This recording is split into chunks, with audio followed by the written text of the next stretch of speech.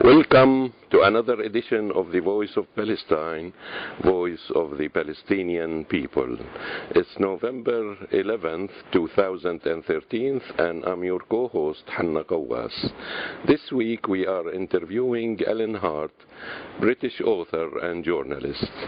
Alan will talk with us about the 9th anniversary of the death of the Palestinian leader Yasser Arafat and the new evidence pointing to his murder, as well as the dysfunctional state of affairs of the Palestinian Authority.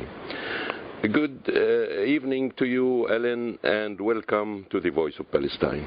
Anna, it's great to be with you, and it's a sad day because Abu Jihad once said to me that I probably knew Arafat better than most people, but for a handful of his leadership colleagues. So, today has a special meaning for me. But can I just make a little statement? Sure. I should tell you, Hannah, I am still cooling down because 2 hours ago I watched Al Jazeera's Inside Story program with 2 Zionists and 1 Palestinian, Hussam Zomlot. Yeah. And the Zionist line was that the main obstacle to peace is that Israel does not have a Palestinian partner for peace. And Zionism's propaganda nonsense just goes on and on and on. Yeah. The only good thing is that more and more people around the world, and possibly in the White House, are getting sick and tired of it. Yeah. But before we get down to discussion, there's something I have to say to remove any possibility of other things that I will be saying being misinterpreted by your listeners, and it's this. There is nobody who has more admiration of and respect for the incredible, almost superhuman steadfastness of the occupied and oppressed Palestinians than me, Alan Hart. If there is any people on earth who ought to have been dehumanized by what has been done to them, it's them. Hannah, you know as well as I do, they have not been dehumanized. Their oppressors have. Also, let me say this. In my analysis, it's time for Palestinians everywhere to come to grips with the fact that Zionism is not remotely interested in peace on terms the vast majority of Palestinians could accept. And the question arising, and I hope we can discuss it this evening, is this. Yes. What can the Palestinians do themselves to advance their claim for justice? And I'll conclude my opening thoughts by saying this. I think the PA should not have agreed to another round of peace talks without a settlement freeze. In demanding it, Abbas should have said to Obama and the world, there is no point in further talks until we know which Israel we have to make peace with. I imagine that poor old Arafat is revolving in his grave with anger and despair at what the Palestinian leadership has become. Alan, we should discuss all these points, and as long as it takes, because it's really important for our struggle in the future of not just the Palestinian people, but of humanity, because anything that hurts part of the body hurts everybody all over the world. So well, it's more than that, Hannah. What is called the Palestine problem, it's not the Palestine problem, it's a Jewish problem in and over Palestine. But it is the cancer at the heart of international affairs. Okay, so, this new evidence is not really new, like you said in your article about the murder of Arafat. Actually, way back in 2006, there was an article called The Revelation of Yuri Dan. I'm not sure if you're aware of Yuri Dan. He was confidant of Sharon, and he said that Dan claimed Sharon got approval from George Bush by phone early in 2004 to proceed with his plan after he told the U.S. president he was no longer committed to not liquidating the Palestinian leader.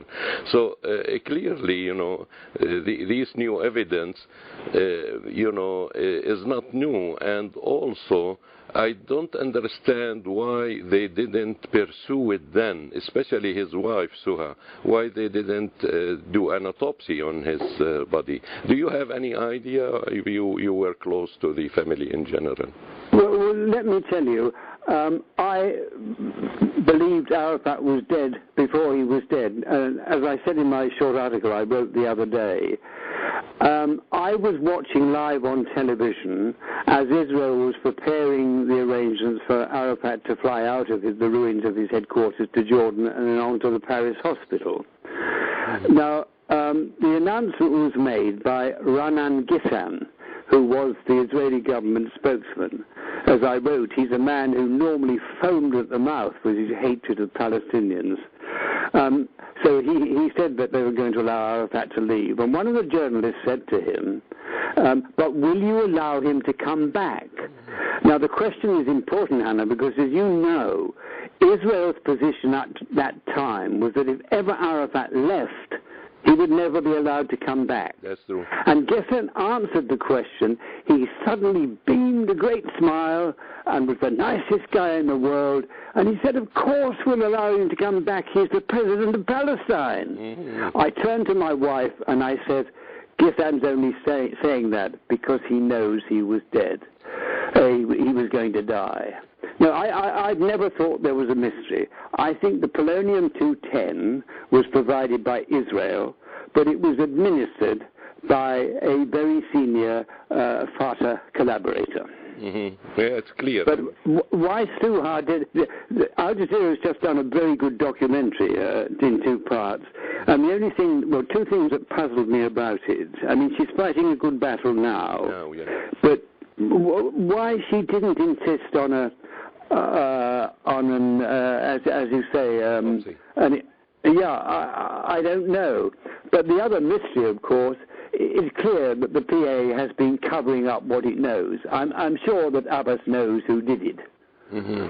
Mm-hmm. Yeah, for sure, because I mean, clearly, they like you said, there is a cover-up, at the highest level of the Palestinian leadership. I mean, and also, as I read from Dan Revelation, Yuri Dan Revelation, obviously the Americans are involved in it, and considering all the history of America's work against the Palestinian people and against Palestinian struggle, every Palestinian wonders why the hell these Palestinian leaders still trust America.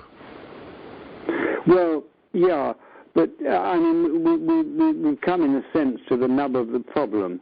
I mean, I meant what I said. I'm sure Arafat is revolving in his grave with anger and despair at what the PA has become. I mean, the question I asked, we can talk about, is what can the Palestinians do? I think the first thing, Anna, that has to happen for the Palestinians to really help themselves is to have the PA dissolved and hand responsibility, complete responsibility for the occupation back to Israel. Now, that would place quite serious burdens on Israel, but more importantly, it might make calling and holding the Zionist monster to account for its crimes something less than a mission impossible. But of course, that on its own is not enough. The whole Palestinian diaspora needs to become engaged politically. Yeah. Now, I used to say the need is to bring back the PNC, the Palestine National Council, which was, in its heyday, was so powerful that even Arafat could not steamroller it. He had to fight to get his way in it. But as you once rightly said to me, it's impossible to change the PNC, but it needs a new organization like that, with elections to it in every place where there are Palestinians, to determine Palestinian policy, and just as important, allow the Palestinians to speak to power with one voice.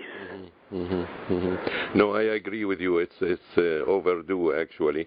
And, just back to Arafat assassination as well, and most people know that Israel was and has been in the business of assassinating Palestinian leaders, from Ghassan Kanafani to the three leaders in 74, the three Fatah leaders, actually. Yeah, but you know the truth about the man who did the group that did a lot of... You remember the Abu Nidal group? Yeah. Yeah, well, it killed when Arafat, long before the world knew, when Arafat was making secret overtures to Israel, he had various people who were to become ambassadors all over Europe, as you know, saying to European governments, look, we're serious about a compromise with Israel. And the Abu Nidal group assassinated between 20 and 24 of them. Now, I once talked about this in depth with Arafat himself and Abu Riyad, who was, of course, in charge of Fatah's security. That's right. And they told me the most amazing story. They said Abu Nidal, when he broke from Fatah to form his own group, he was a drunk. He drank at least a bottle of whiskey a day. And his number two, the man who was targeting the Palestinians for assassination, was a Mossad agent. Yeah. So clearly, I mean, the tool is always there for Israel, but the mastermind is Israel. And also you recall Abu Jihad's murder in Tunisia, and this is proven that it was an Israeli operation. They never hid it, really. So they are in this business, and they've been in this business for a long time. Even Arafat, who made the peace with Israel, couldn't escape this fate, and we know that Sharon was after him many times, including in 82. I read something. I just want to go a bit off Arafat subject, but I wanted to mention that to our listeners so they'll be aware that it's not out of the realm that Israel did the assassination of Arafat. They are in this business for a long time.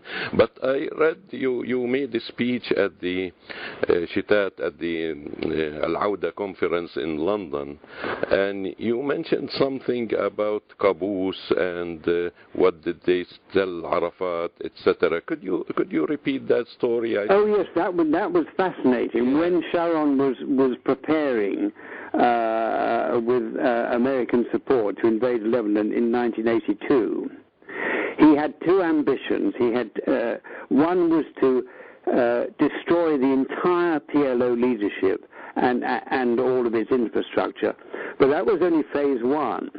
If that had actually worked, he had in place 70 Palestinian traitor agents ready to fly to Jordan, because phase two was to destabilize Jordan, get rid of the Hashemite monarchy, and say to the Palestinians, of course you must have your homeland, there it is, go take it. Now, I talked that through with King Hussein, whom I knew very well, and he said yes, he was aware of it. But back to Sultan Qaboos. Just before Sharon moved into Lebanon to implement phase one, the Gulf leaders, the Gulf Arab leaders, met in secret without any advisors present. It was just the leaders. And their purpose was to send a message to President Reagan saying, when Sharon comes, don't worry, we won't make any trouble for you. Now, how do we know that's true? Because Sultan Qaboos of Oman was one of the leaders present. And he said to Arafat, and Arafat told me, you are going to ask for our help, and it will not be coming. Be careful. Yeah. But Hannah, that is consistent with the whole history of this struggle. I mean, I'm not only red flagged by Zionism for what I write, I'm red flagged by these corrupt, impotent, repressive Arab regimes. Yeah. They never had any intention of fighting Israel to liberate Palestine. That's true. And the truth is, when Israel had its victory in 1948 and closed the Palestine file in 1949, they secretly wanted that file to remain closed. Yeah. And the reason why they loathed Arafat and what he represented, and the PNC, because it was quite democratic, they feared that if ever there was a Palestinian state, it would be reasonably democratic and would be subversive of their own authoritarian order. Yeah, that's true. Yeah, and it goes way back even before the establishment of Israel. I'm sure if you're aware of King Abdullah, who was recruited by the Jewish agency to spy on Palestinians and Arabs and the British, you know. And the British didn't know that he was spying on them till 20 years later when they told him, you know, we gave you Jordan, we were going to give you Syria, and you're spying on us. How much they giving you, the Zionists, the Jewish agency then, and he told them then the British told him, we'll give you more, just don't spy on us, you know. If you want to continue spying on the Palestinian Arabs, that's your business. So well, I mean, I'm sure you know as well as I do, and perhaps better than I do, that he didn't fight in 1940, and the only reason he actually went to try to save Jerusalem is because Sharon, the Israelis broke their word. Yeah. And they decided that they'd grab all of Jerusalem, and the king had no problem with saying, well, I can't allow that to happen. As you said, he had a deal to take over the West Bank, and with the Israelis, with top officials. I don't know if you've seen Israel Shahak book called, Open Secrets. He exposes that in that book, that there was a deal, high-ranking officials from the Zionist intelligence met with Arafat and met with... But to give King Abdullah some credit, he did actually say to his Arab brothers, don't go to war with Israel, you're mad, they'll wipe the floor with you. So it's clearly, like you said, they never been interested in helping the Palestinian, let alone, I say many times, that we don't need their help really, we just want them to not conspire against us. That'd be the biggest help they could give us.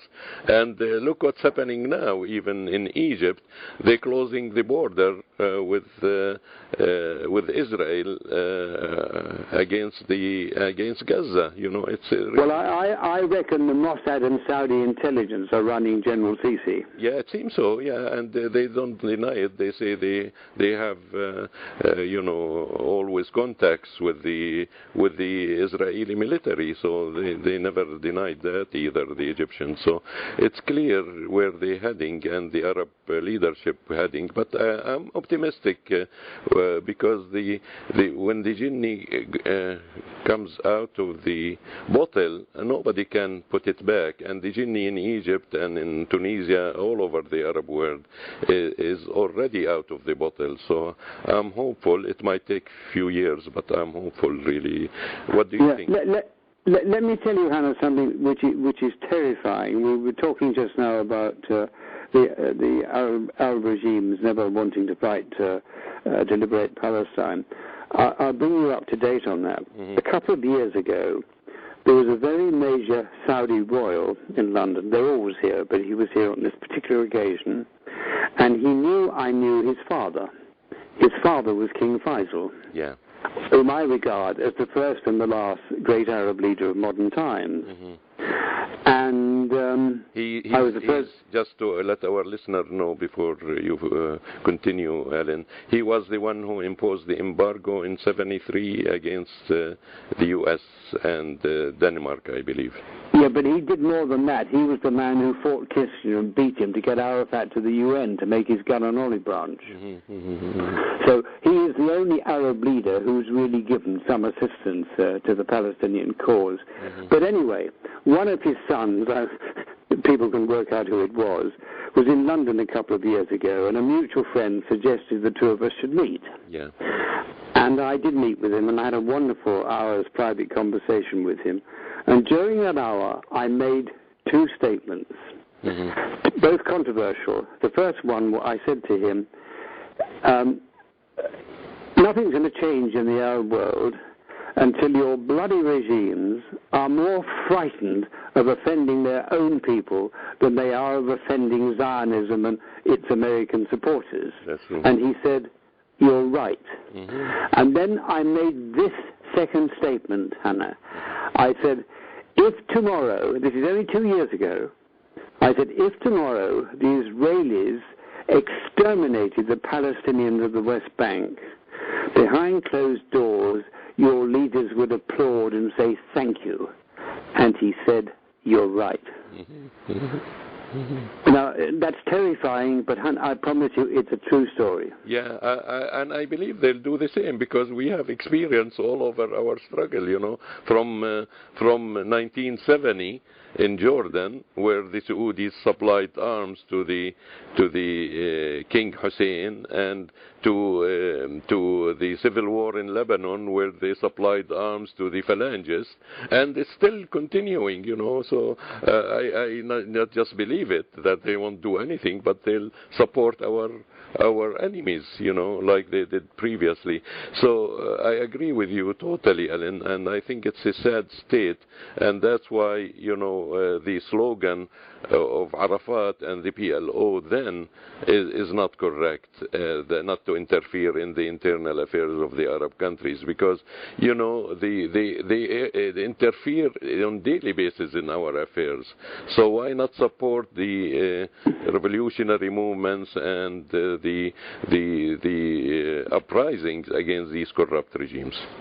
Well, Alan, let me tell you, there's a great question to be addressed by future historians. After the 1967 war, the whole of Arafat and his leadership and other leaders of other groups met in Syria.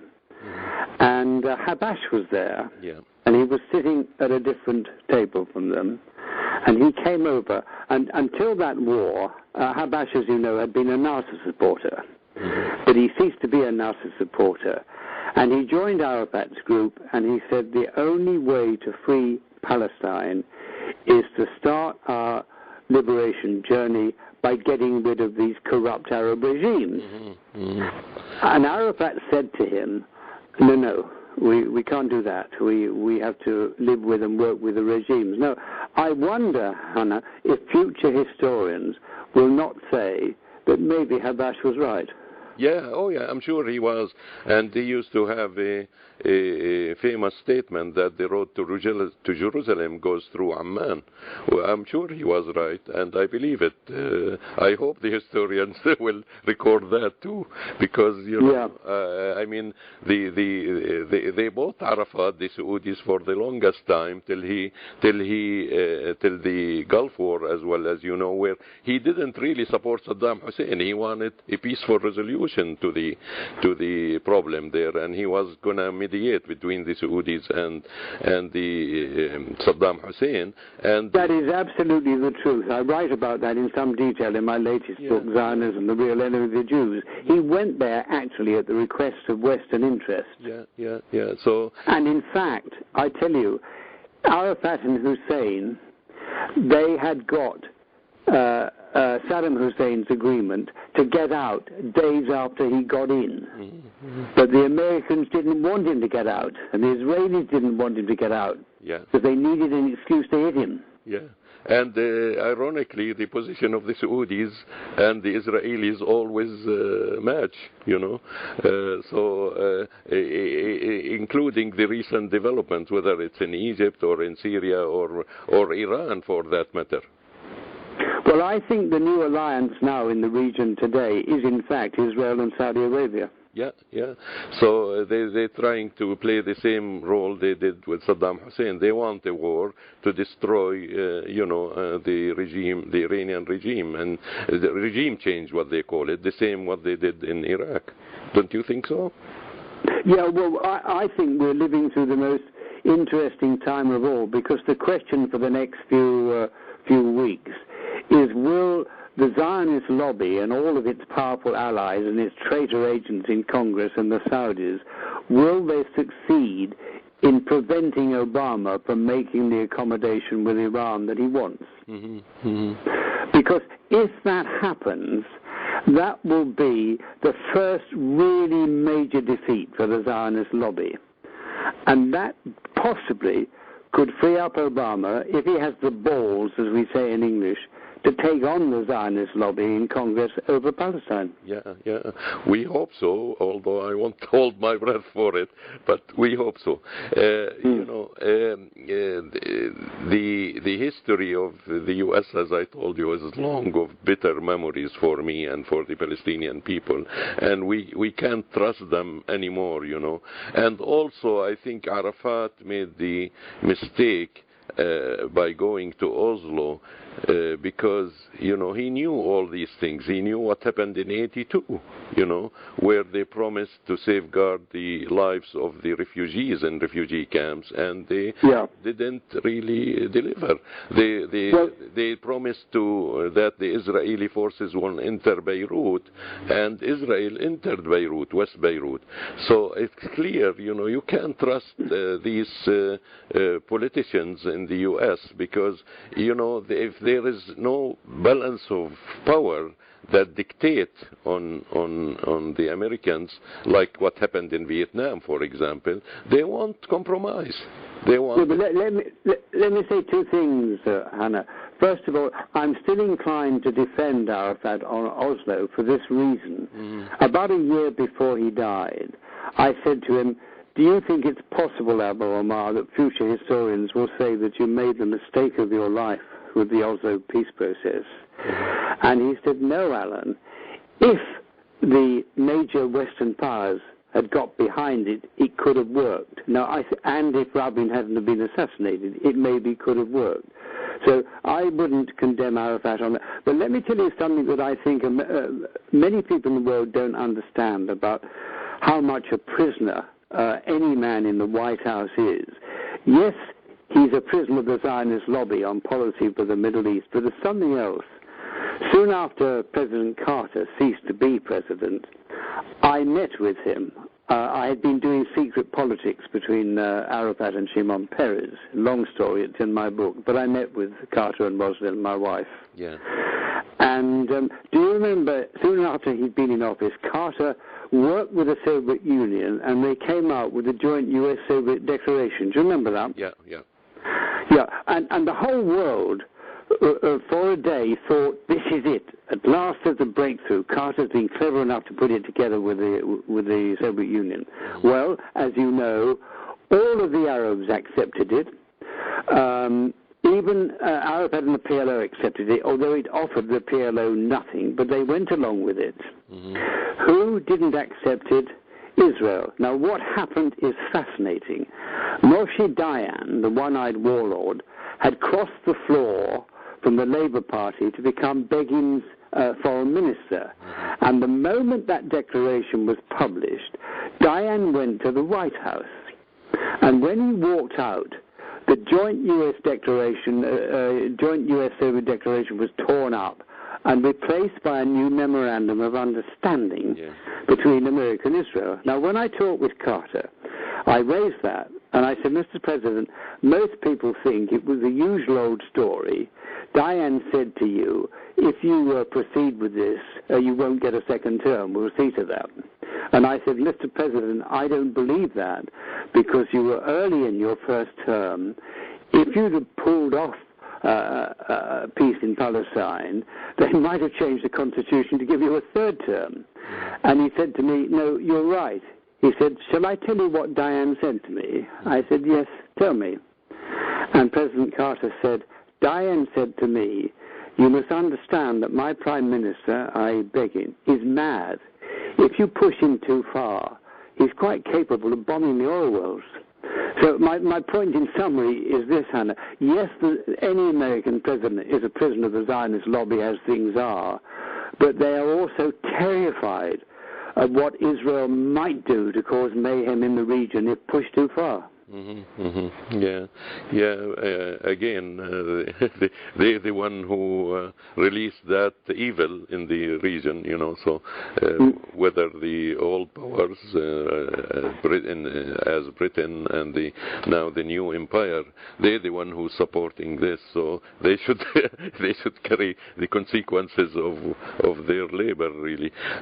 You know, I want to go back to the internal internal situation of the Palestinian. I think you, as I mentioned before, you have an insight of what should Palestinians do, and I'm sure all these insights, like you said at the beginning, is from concern to the Palestinian, and you're not really dictating like many others on the left and otherwise try to tell you, we know better than you, you do this, I'm sure you're doing it from concern rather than from superiority complex.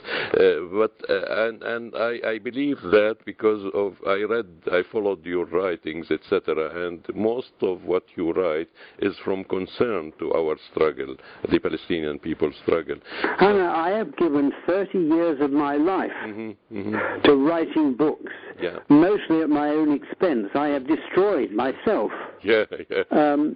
I am driven by two things. I am driven by the need for justice for the Palestinians, for its own sake, and because the conflict is the cancer at the heart of international affairs. I'm also driven because I want to contribute to the understanding needed to prevent Holocaust II, which is my shorthand for another great turning against the Jews. Now, I believe that will happen. I mean, what we are witnessing in the world today is not a rise in anti-Semitism, it's a rising global tide of anti-Israelism. That's true. Which is being provoked entirely by Israel's policies, by its self-righteousness and everything else. But there was a great Israeli director of military intelligence, Yehoshaphat Hakabi, who wrote a great book in 1980, the English version appeared, called Israel's Fateful Hour. And in it, he warned that there was indeed a danger of anti-Israelism being transformed into anti-Semitism. Now, I think that process will happen unless two things take place. One is that the Western, mainly Gentiles, among whom most Jews live, are made aware of the difference between Zionism and modern Judaism. We won't talk about ancient Judaism because it's foul, but modern Judaism. And when you understand the difference, you know why it's possible to be passionately anti-Zionist without being anti-Semitic. But the other thing that has to happen is the Jews of the world must become engaged themselves in the politics. They must, at a minimum, distance themselves from Israel, but more importantly, they should first of all recognize the wrong done to the Palestinians and also demand that it be righted. Now, if the Jews of America in particular took that line, it would be very difficult, I think, for an Israeli government not to fall into line. I mean, I can see any Israeli government telling any American president to go to hell. But I don't think it would tell the Jews of America and Western Europe to go to hell if they came to their senses. But I have grave doubts about whether they can come to their senses, because you can almost define Jewishness today as the need of being a victim. I think there is a growing movement, though, Alan, in the U.S., especially among young Jews, and it is promising, and I believe, there is, a future for this movement to grow, and they are actively opposing Israel. And like you said, really, it is the Zionist position that if you don't support Israel, you are anti-Semite. This in itself promotes anti-Semitism, because they're putting on the shoulders of the Jews all the evils that Israel is doing, from war crimes to ethnic cleansing to apartheid system. So they are promoting that. I agree with you totally on that point. But Hannah, that's right, and there are encouraging signs that more Jews, still small in number, but more Jews are speaking up. But even the most progressive Jews, they have a red line they won't cross. They can associate themselves with the need for a genuine two-state solution, but they're not prepared to cross the red line and admit the wrong done to the Palestinians in Zionism's name. Yeah. And until the Jews admit and acknowledge that wrong, Yeah. I don't see that they will be able to do what they need to do to protect their own best interests. I agree with you, and what Bet Halahmi called it the original sin, and he is an Israeli writer. I agree with you totally, because, you know, if you don't admit the mistakes that have been done in 47, 48, I don't think there is going to be peace nor justice. I agree totally with you. But I wanted to ask you about really the role of diaspora, the Palestinian diaspora, in our struggle, because we agreed that the leadership is corrupt and should go, you know, the one sitting in Ramallah now. You know, not just in Ramallah, they're sitting and immobilizing the PLO, which used to be the spokesman or the representative of all Palestinians, especially the ones in diaspora, because it started in diaspora. What's your vision, you know, for the future, and should we be thinking of alternatives as diaspora? And, you know, I want to be frank with you, there is a limitation of what the diaspora can do because of the intellectual terrorism on the community here. And, you know, they don't, I'm not excusing it, but it is there. Well, let me be, first of all, quite harsh. I agree with you. There is intellectual terrorism. But I'll start with this harsh statement. As things are, Hannah, I think a final Zionist ethnic cleansing is on the cards. Mm-hmm. When they realize they can't have a puppet Palestinian leadership that will accept crumbs from Zionism's table, because of the ticking demographic time bomb, they will create a pretext for a final ethnic cleansing. It's very easy. You get 6 Mossad agents dressed as Palestinian terrorists and you kill 30 or 40 Jews, and that's it, boy, you're away. So my question to the diaspora, since that is a very real possibility, if you do not become politically engaged to support and advance the whole cause, but particularly that of the occupied and oppressed, if there is a final Zionist ethnic cleansing, do you want that on your conscience? Because you will be complicit. Now, let's be less harsh. Yes, I understand the reasons, Hannah, why the diaspora is not engaged. It is the terrorism, it's the fear of Islamophobia, but there's something even worse. Some of the wealthiest men in the world belong to the Palestinian diaspora. There are millionaires and billionaires. Yeah. Now, if they had ever funded the war for the truth of history, as fought by people like me and Pappy, to name just 2, in my view, Zionism could have been defeated a long time ago, because it's nothing but a tissue of lies, and the lies could have been undone.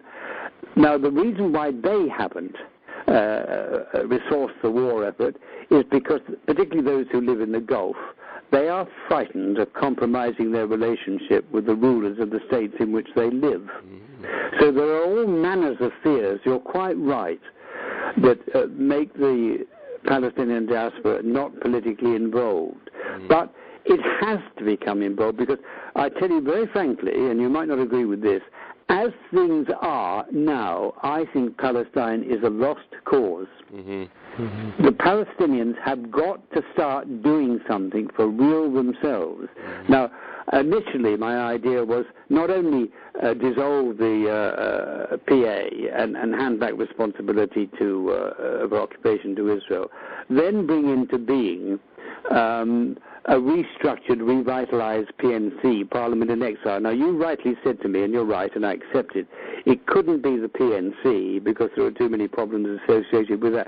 But an institution like the PNC, which has elections to it in every place in the world where there are Palestinians, and that parliamentary equivalent would be to draw up Palestinian policy, but just as important, to enable the Palestinians to speak to power with one voice.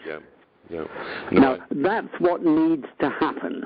Yeah, I agree with you totally, Alan, and I think, but I just want to say that these people, these rich Palestinians, they are really not just collaborators, they are traitors to the Palestinian cause, and I don't know how their conscience allow them to keep silent or not to be involved, I mean, most of our people inside are suffering, directly, whether from land confiscation, whether from attacks by the settlers on their properties or on their olive trees, It's really a daily humiliation for their people, and how they can sleep at night without doing something about it. I heard Habash said at one of his lectures way back in Beirut in the 70s, he said the revolution is like any project you want to achieve. It needs a certain amount of hours you need to put in it. So it needs resources. Yeah, and hours. I mean, you need to do your work. Like if you want to build the building, you need 2,000 hours to finish the building, right? Yeah. And he said, if you want the revolution, you need to put working hours in it. If you don't put working hours, you can't achieve it. And I think the resources come from the people.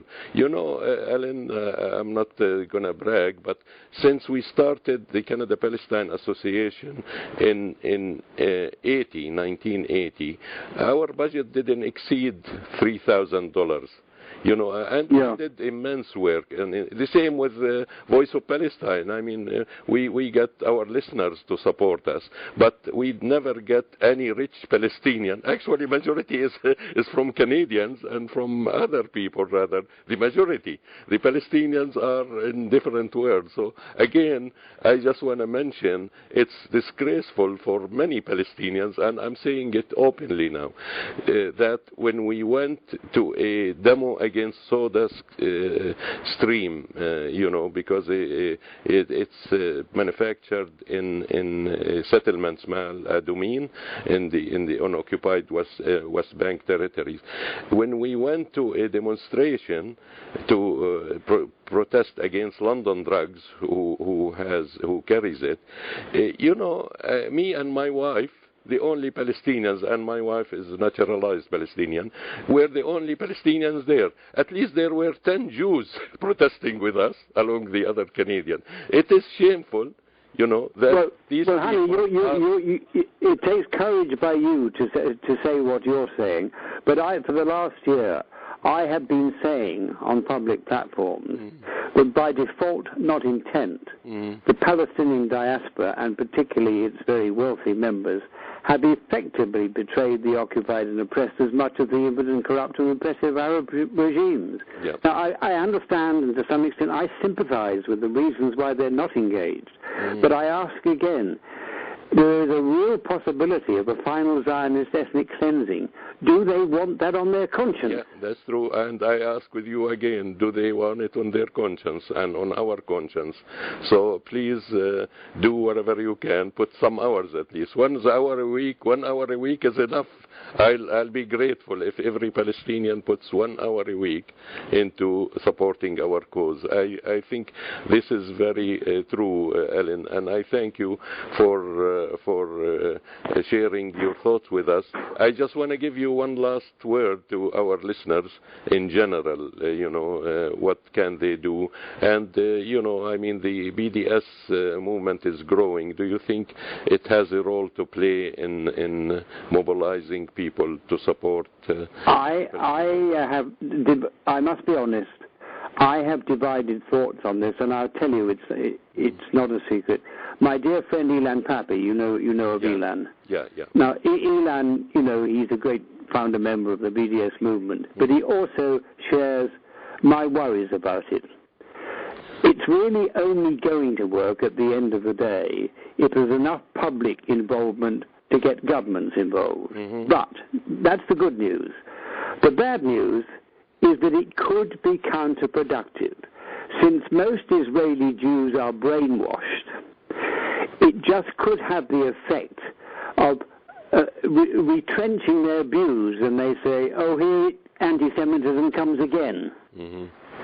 It's quite a dangerous double-edged sword. Mm-hmm. But if I can just have an end thought, we talked about the need to bring back something like the PNC with elections to it in every place where the Palestinians are. Thanks to the internet, getting this going would not be such a big thing. Yeah. You could even start it in Canada. If you could get a meeting of Canadian Palestinians to pass a resolution demanding that this new institution be created, mm-hmm. If you put it to the vote, you had a motion and you put it to the vote, you could then circulate that to Palestinian communities in every diaspora country. Mm-hmm. Mm-hmm. I mean, there are ways to do these things. Yeah. No, I agree with you. You know, PDS by itself is not going to liberate Palestine. We need to build the subjective conditions to carry on our struggle. I agree totally with you. But still, I think it's important to expose that what Israel is doing, is war crimes, and people shouldn't be supporting these war crimes by buying their products, And I agree with that. But, Hannah, the most amazing thing is that Zionism's whole story, from beginning to end, is nothing but a tissue of propaganda lies. That's true. And the only way you can actually defeat that is by unmasking the lies. I mean, what enough Arabs, it seems to me, don't understand. Mm-hmm. Zionism makes its case by assertion. Yeah. In other words, it rarely produces evidence. It simply says things were what they were and are what they are because we say so. Yeah. Now, you can't counter that, Hannah, with simple counter-assertion. Yeah. It's not enough to say Zionism is wrong. You have to be able to say Zionism is wrong because. Yeah, that's true. And you have to have all the facts. And frankly, that's why I spent 5 years of my life researching and writing my last book, which is 3 volumes in its American edition, Zionism, the Real Enemy of the Jews. Yeah, actually we interviewed you about it, so if people want more details, they could search for your name on our website and listen to our interview with you, because we talked about it extensively when you were touring the U.S. And I encourage people to do so because it was a good interview and people could learn more about the book. And in the interview, actually, we asked you how people can purchase this book, and you could answer this question if you like, because... I mean, the simplest way to get it is from Amazon America. Yeah, okay, good. I mean, my American publisher is Clarity Press, but Amazon America is the simplest way to get it. But, I mean, the thing is, the information in it amounts to a very powerful weapon in the war for the truth of history, and that's the war that has to be fought and won. Yes, true. That's true. And, as we always say, the Zionists, in their Hasbara, the explanation tool they use 3 Ds, really. They divert the attention from the subject matter, then they distort it, and the last D is to defame the messenger, So these are 3 Ds, divert, distort, and defame. Well, let me tell you, Zionism at top level has a policy for dealing with me, and it's very simple. They know that it would be foolish to accuse me of anti-Semitism. The first picture in my book, anybody who's read it will know, is of Golda Meir when she was Prime Minister. And it's signed in her own hand to a good friend, Alan Hart. Now, when I was in America, Hannah, and lecturing, if I got accused of anti-Semitism, I would hold up that picture, read out the old lady's inscription, and say to my accuser, do you think that old lady was so stupid that she couldn't have seen through me if I was anti-Jew? Yeah. And that usually... So they, at top level, Zionism know there's no mileage in accusing me of anti-Semitism. So the order that went out to the mainstream media and the book publishers was Alan Hart's book is not to be published, and he is not to be given newspaper and radio or television airtime. I think they try to divert the attention from the whole subjects, and that's their motto operatus. So, I really thank you, Alan, for being with us, and feel free, call on us when you have something to say on the Voice of Palestine. You'll be more than welcome anytime. All right, my pleasure, but I just repeat, my admiration for the superhuman steadfastness of the occupied and oppressed is without limit. And do let us keep in touch from here on. Yeah, and thank you a lot, Alan, and keep up the good work, and we really appreciate all the work you do for our cause. All right, bless you. If you get feedback to the program, will you let me have it? Sure, for sure. Thanks. Okay, my dear. Take care. Yeah, bye. And that was co-host Hannah Kawas talking with British author and journalist Alan Hart. And with that, we conclude another edition of The Voice of Palestine. I've been your co-host, Marian Kawas, and our final piece of music is by Lebanese singer Walid Tawfiq, Have Patience O Yasser. We dedicate this song to all those Palestinian leaders and martyrs, both the well-known and those who are less well-known, who have been assassinated by Israeli intelligence forces.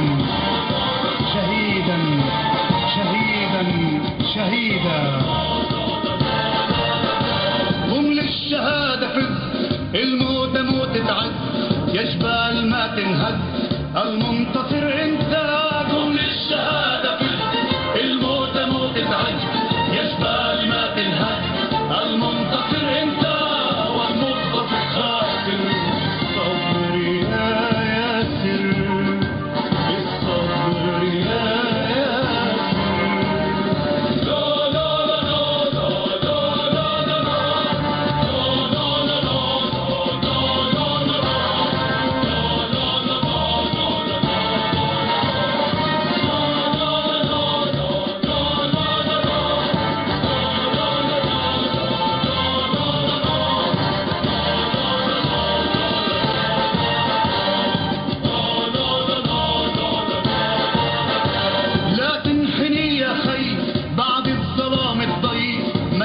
هو الحي والمنتصر